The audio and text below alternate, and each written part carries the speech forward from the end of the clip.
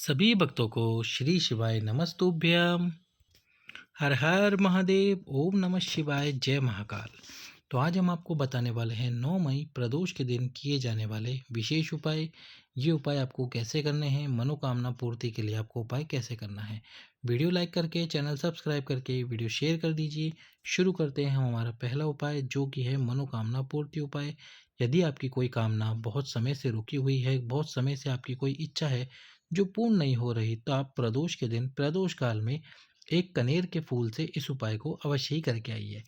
इसमें आपको क्या करना होगा, सबसे पहले तो एक कनेर का पुष्प ले जाइए। कनेर का पुष्प आप देख सकते हैं, इस प्रकार पीले कलर का एक कनेर का पुष्प ले जाकर आपको उस पुष्प को भगवान शंकर के शिवलिंग में सबसे पहले गणेश जी के स्थान पर स्पर्श कराना है, आपकी कामना बोलनी है, समर्पित नहीं करना। फिर कार्तिकेय जी के स्थान पर स्पर्श कराना है, कामना बोलनी है। इसके बाद में माता अशोक सुंदरी के स्थान पर स्पर्श करवाना है और फिर आपको आपकी कामना बोलनी है। फिर माँ पार्वती के हस्त कमल यानी कि माता आद्य शक्ति जगत जननी के हाथ पर स्पर्श कराकर आपको हस्त कमल पर स्पर्श कराकर कामना बोलनी है। और इसके बाद में आपको, जब भगवान शंकर के मंदिर में त्रिशूल हो, जो शिव जी के मंदिर में जो त्रिशूल होता है, उस त्रिशूल के जो तीनों मिलन वाला स्थान होता है, जो त्रिशूल का तीनों मिलन वाला स्थान होता है, उस मिलन वाले स्थान पर आपको उस कनेर के पुष्प को स्पर्श कराकर भगवान शंकर के शिवलिंग पर समर्पित कर देना है। शिवलिंग पर समर्पित कीजिए, त्रिशूल के शूल वाले स्थान पर। जो त्रिशूल हो शिवलिंग के पास में, उस त्रिशूल के शूल वाले स्थान पर, जैसे कि ये त्रिशूल के 3 शूल होते हैं, तो इन शूल का ये जो मिलन वाला स्थान है, इस मिलन वाले स्थान पर कनेर के पुष्प को स्पर्श कराकर समर्पित कर दीजिए। इस प्रकार से प्रदोष के दिन, प्रदोष काल में आपको ये उपाय करना है भगवान शंकर के शिवलिंग के पास में और आपकी मनोकामना को पूर्ण करने के लिए। दूसरा जो उपाय है वो है स्वभाव परिवर्तित करने वाला उपाय।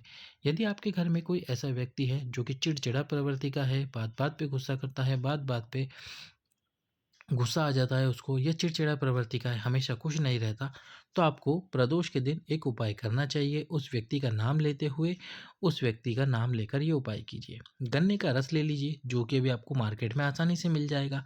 इस गन्ने के रस में जो सफ़ेद तिल आते हैं, जो सफ़ेद तिल आएंगे, उनको पीस कर इस गन्ने के रस में मिला दीजिए।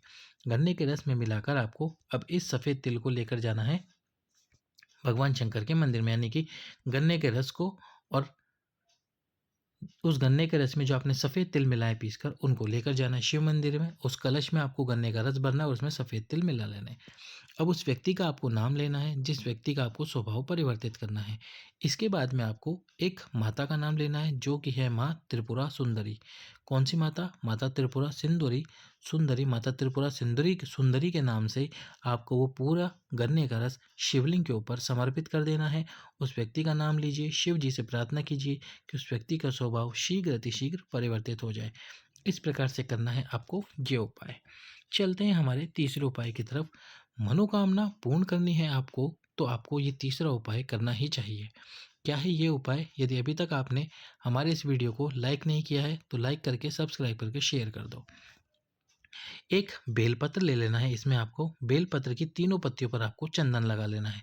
चंदन जो भी हो वो आप लगा लीजिए, लाल चंदन या पीला चंदन। साथ में 7 चावल के दाने ले लीजिए। 7 चावल के दाने और पीला चंदन इस बेलपत्र पे लगाकर वो सातों चावल इस बेलपत्र के ऊपर रख दीजिए।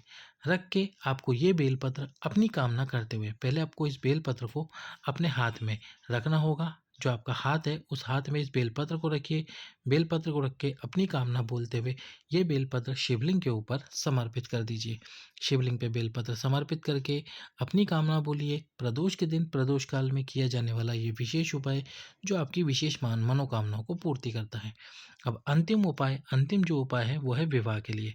यदि कोई ऐसा व्यक्ति है जिसका विवाह निश्चित नहीं हो पा रहा, तो उसको प्रदोष के दिन ये उपाय अवश्य ही करना चाहिए।